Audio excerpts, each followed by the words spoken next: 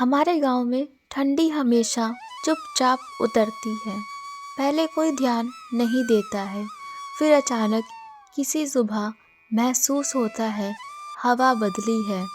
उस साल की ठंड कुछ ज़रा अलग ही थी। कहीं दूर मुर्गा बांग देता है। अरे बर्बाद हो गई फसल की सुबह। ये हवा कब से इतनी काटने लगी रे। सुबह सुबह ही जाड़ा हड्डी तक समा गया। काका, ठंडी का नाम लेके डराते मत रहो। अभी तो सूरज भी निकला नहीं है। सूरज निकलेगा तो गर्माहट हो जाएगी। अरे ओ पगली, तू बच्ची है। जाड़ा ऐसे चुपके चुपके आता है जैसे बिल्ली दाना चुराने आए। जब पता चलता है न, तब तक हाथ पांव सुन्न हो जाते हैं। काका, आप तो हमेशा कहानी सुनाने के बहाने ढूंढते रहते हो। कहानी नहीं गुड़िया, ये हवा मुझे कुछ और बता रही है। लगता है इस साल ठंड कुछ ज्यादा ही सख्त पड़ेगी। गुड़िया कुछ पल काका को देखती है। उनके चेहरे पर मजाक नहीं, एक डर जैसा फैला हुआ था। मोहन चूल्हे के पास बैठा है, हाथ तापते हुए। माँ, लगता है इस साल ठंड जल्दी आ गई है। चूल्हा भी आज देर से गर्म हो रहा है। हाँ बेटा, मुझे भी महसूस हो रहा था। देख तो सही जरा, खिड़की पर जम रही ओस। ऐसे तो माँ बाप के जमाने की ठंड पड़ती थी। माँ, काका बोल रहे थे कि इस बार ठंड ज्यादा होगी। क्या सच में कुछ अलग लगे है आपको? कुछ तो है हवा में, पर डरने की बात नहीं। गांव वाले साथ हो तो जारा भी डर जाता है। मोहन चुप हो जाता है। आग की रोशनी उसके चेहरे पर पड़ती है। गुड़िया और मोहन स्कूल जाने निकलते हैं। उनके पैरों के नीचे गीली मिट्टी और हवा अभी भी कांप रही है। मोहन, आज रास्ता कुछ ज्यादा ही शांत लग रहा है ना? हाँ, लगता है सब लोग ठंड से घरों में घुसे पड़े हैं। तेरे को भी ऐसा लगता है कि हवा में कुछ है? सच बोलूं, हाँ, जैसे कोई चुपचाप देखते हुए चल रहा हो, बिना दिखाई दिए। मत बोल रे, डर लग रहा है मुझे। अरे पगली, हवा है हवा। वो भी इस साल कुछ ज्यादा ही नाराज लग रही है। दोनों हंसते हुए आगे बढ़ते हैं, लेकिन उनकी हंसी में थोड़ा सा डर छुपा है। दिन बीत गया, पर शाम होते होते ठंड ने और अपने पांव पसार दिए। ऐसा लग रहा था जैसे पूरा गांव सांस रोककर देख रहा हो आने वाले जाड़े का पहला कदम। गुरुवार को बाजार से लौटते हुए लोग बातें कर रहे हैं। अरे भाई, ये ठंड तो दिन दिन बढ़ती जा रही है। सुबह तो खेत में हाथ काम ही नहीं कर रहा सुना था। है पहाड़ों पर बर्फ जल्दी गिर गई इस बार। वही का झोंका इधर आ रहा है लगता है। ना ना, इस बार कुछ और है। ये ठंड सामान्य नहीं है। ये तो बीते कई सालों बाद वाली है। उनकी आवाज में एक दबा हुआ खौफ था। और ऐसे ही गांव में शुरू हुई एक ऐसी ठंड जिसकी शुरुआत भी लोगों ने समझ ली थी, पर उसका असर क्या होगा ये किसी को पता ना था। उसी दिन शाम से लेकर रात तक गांव की हवा और भी ठंडी हो गई, इतनी कि लोग सामान्य बात भी धीरे बोलने लगे, जैसे हवा उनकी आवाज़ खा जाएगी। मोहन का घर रात का वक्त होता है। मोहन चूल्हे की आंच के पास बैठा है और माँ रोटियां बना रही है। माँ, आज स्कूल जाते समय हवा कटीकती लग रही थी। गुड़िया भी डर गई थी। बेटा, जाड़ा ऐसा ही होता है। शुरू में थोड़ा डर आता है, पर जितनी ठंड बहेगी ना, उतना समझ भी आ जाएगी। काका बोल रहे थे इस बार कुछ अलग पड़ेगी। रामू काका मौसम पहचानते हैं। उनकी बात यूं ही मत टाल दिया कर। ठंड को कभी भी हल्के में मत लेना। मोहन सिर हिलाता है, लेकिन मन में बेचैनी है। उसी वक्त दरवाजे पर ठक ठक की आवाज़ आती है। देख तो बेटा, कौन आया है इतनी रात को। मोहन दरवाज़ा खोलता है। बाहर ठंडी हवा मुंह पर जोर से लगती है। हर पास से धुंध फैला होता है। गुड़िया और उसका भाई चंदू गेट के पास खड़े थे। मोहन, मोहन, जल्दी बाहर आओ, कुछ दिखाना है तुमको। अरे अरे अरे, इतनी रात को घूम क्यों रहे हो तुम दोनों। माँ जी, बस 2 मिनट, कुछ अजीब हुआ है, डर लग रहा है हमें, इसलिए हम मोहन को लेने के लिए आए हैं, कुछ पल के लिए। मोहन माँ को देखता है। माँ समझ जाती है। जाओ, पर दूर मत जाना, मैं भी पीछे पीछे आती हूँ।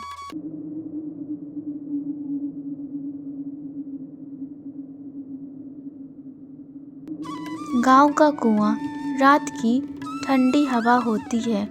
हर पास से धुंध फैली होती है। तीनों बच्चे कुएं के पास पहुंचते हैं।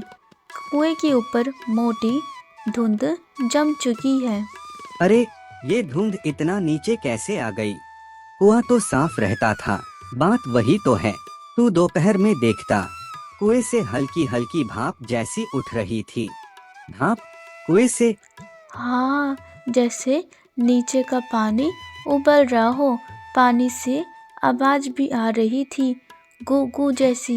कुएं का पानी कैसे उबल सकता है रे पगली? तू तो खुद झुककर सुन ले। ये क्या? सच में कुछ तो है नीचे। हमने सोचा कोई जानवर गिर गया होगा, पर आवाज ऐसी है जैसे पानी अंदर खिसक रहा हो। कुएं की आवाज किसी को समझ नहीं आई, पर ठंड और घनी होती जा रही थी। रामू काका घर के बाहर बैठकर आग सेक रहे थे। तभी उनकी पत्नी अंगूरी चादर ओढ़े बाहर आती है। इतनी रात तक बाहर क्यों बैठे हो जी? अंगूरी, हवा का रुख ठीक नहीं लग रहा मुझे। ऐसा जाड़ा मैंने जवान दिनों में भी नहीं देखा था। आप हर साल ऐसा बोलते हो। ना, इस बार कुछ और है। आज शाम खेत पे काम करते करते हाथ सुन्न पड़ गए थे बिना पानी छुए। इतनी ठंड। और सुन, दूर कुएं से अजीब सी गूंज आ रही थी। मुझे लगा सपना है, पर शायद नहीं। अंगूरी चौंक कर खड़ी हो जाती है। तीनों बच्चे वापस मोहन के घर आ जाते हैं। मोहन की माँ उन्हें देखकर बोलती है, बेटा, क्या देखा तुमने? माँ, कुएं से आवाज आ रही है, भाप उठ रही है। हम डर गए। कुआं तो सुबह साफ था। माँ जी, आज हवा कुछ और ही लग रही थी, जैसे कोई बर्फीली चीज पानी के अंदर उतर रही हो।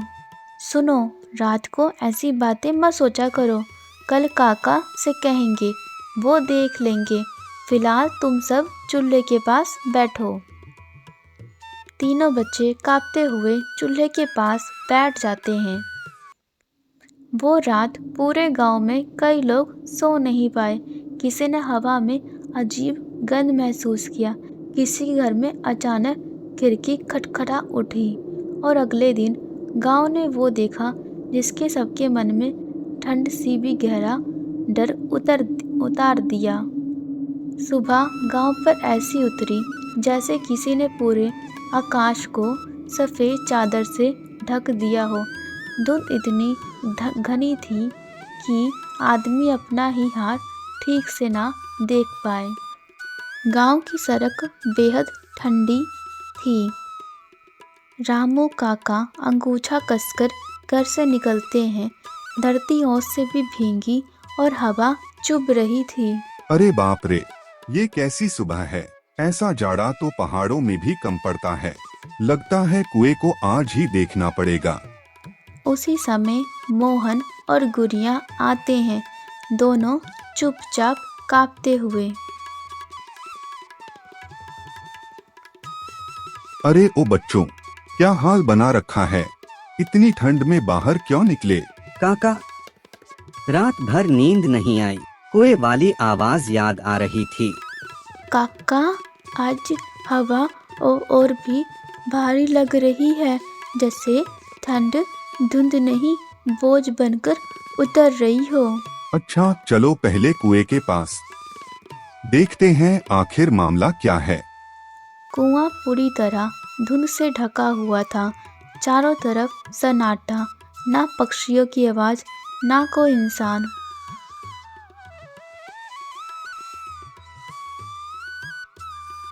काका, आज तो कुआं और भी अजीब लग रहा है।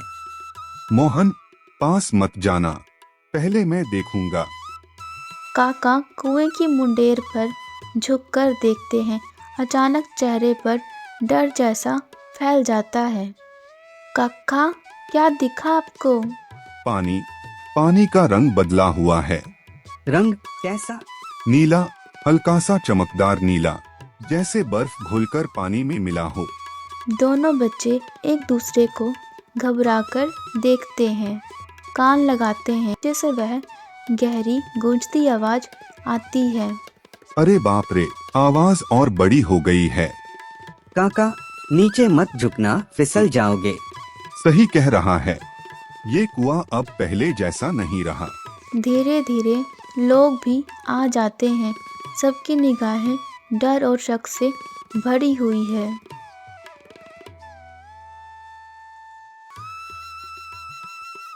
काका, बात क्या है? सुबह से अजीब ठंड पड़ी है। बात ये है कि कुएं के पानी में बदलाव है। ना जाने कौन सी हवा इसमें उतर गई है। अरे राम राम, पीने का पानी खराब हो गया क्या? शकुंतला, मैं इतना ही कहूँगा, जब तक बात समझ न आए किसी को भी कुएं का पानी मत छूने देना। गांव वाले एक दूसरे को देखते हैं, जैसे कोई भयानक खबर मिल गई हो। अचानक तेज हवा चलती है, इतनी ठंडी कि सबके चेहरे झट से कस जाते हैं। मोहन, ये हवा पहले कभी ऐसी चली है क्या? ना, ये हवा तो जैसे सुई चुभा रही है। हवा गुजरते वक्त एक अजीब सी सीटी जैसी आवाज निकलती है। गांव वाले सहम जाते हैं। सब लोग डरकर काका की तरफ देखते हैं। ये हवा कहा ना था मैंने, इस बार ठंड साधारण नहीं है। काका, अब क्या करेंगे? पहले हम पंचायत बुलाएंगे। गांव में जो भी हो रहा है उसका कारण मिलकर समझना होगा। और हाँ, आज शाम से बच्चे बाहर नहीं निकलेंगे।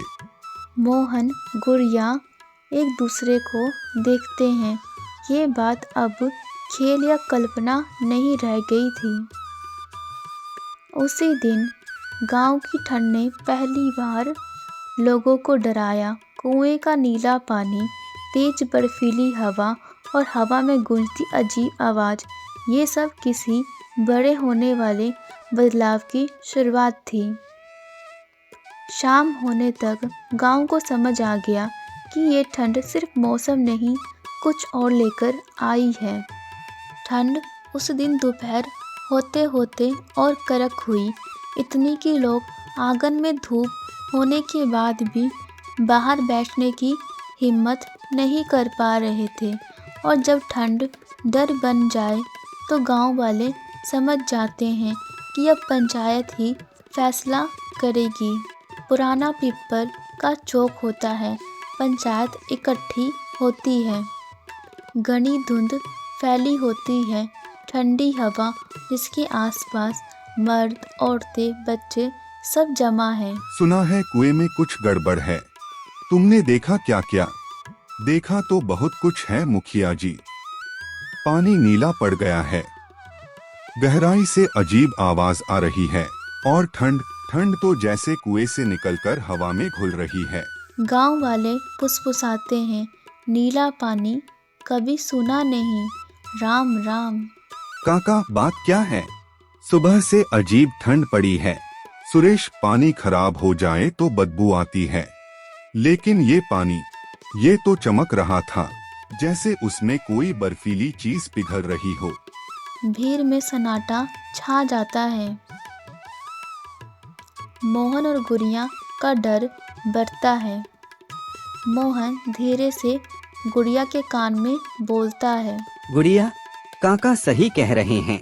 आज सुबह जब हमने देखा था न, मुझे लगा मेरी सांस भी जम जाएगी। मुझे तो अब कुएं के पास जाना भी नहीं है। रात वाला सपना भी याद आ रहा है। कौन सा सपना? ऐसा लग रहा था जैसे कोई हमें देख रहा हो। धुंध के अंदर कोई परछाई। मोहन घुटकर रह जाता है। गांव वालों, जाड़ा चाहे कितना भी सख्त पड़े, हम घबराएंगे नहीं। कुएं का पानी जब तक साफ न हो जाए, कोई उस कुएं के पास नहीं। भीड़ एक साथ बोलती है, ठीक है। दूसरी बात, बच्चे शाम के बाद बाहर नहीं निकलेंगे। और तीसरी बात, काका कल सुबह 2-3 मर्दों के साथ कुएं के पास जाएंगे। समझना होगा कि ये खराबी क्यों है। सबकी निगाहें रामू काका पर टिक जाती हैं। ठीक है मुखिया जी, कुएं की सच्चाई पता करनी ही पड़ेगी। कमजोर दिल वालों का काम नहीं है ये। बैठक खत्म होने ही वाली है कि अचानक गांव की गली से एक तेज औरत की चीख सुनाई देती है। अरे बचाओ, कोई है, बचाओ। पूरा चौक सन। सब एक दूसरे को देखने लगते हैं। ये तो ललिता की आवाज़ है। मुखिया, काका और बाकी लोग भागते हैं। मोहन और गुड़िया भी पीछे भागते हैं। ललिता अपने घर के सामने कांपती पड़ी है। हाथ पैर बिल्कुल जम चुके हैं। बचाओ, हे भगवान बचाओ, वो धुंध के अंदर। कौन? क्या देखा तूने? मैं सुबह कुएं का पानी भरने गई थी, गलती से पास चली गई। ललिता की बात सुनकर सबकी सांस रुक जाती है। और वहाँ धुंध के अंदर कोई खड़ा था। भीड़ चौंक जाती है। कोई आदमी था? ना आदमी नहीं, ना आदमी ना जानवर, बस एक सफ़ेद परछाई कुएं की तरफ झुकी हुई है, जैसे पानी में देख रही हो। मोहन का दिल धक से रह जाता है। गुड़िया का हाथ डर से कांपता है। हे भगवानी, ये कैसा ठंड है। सब लोग ललिता को घर के अंदर ले जाते हैं। बाहर धुंध और भी भारी हो जाती है।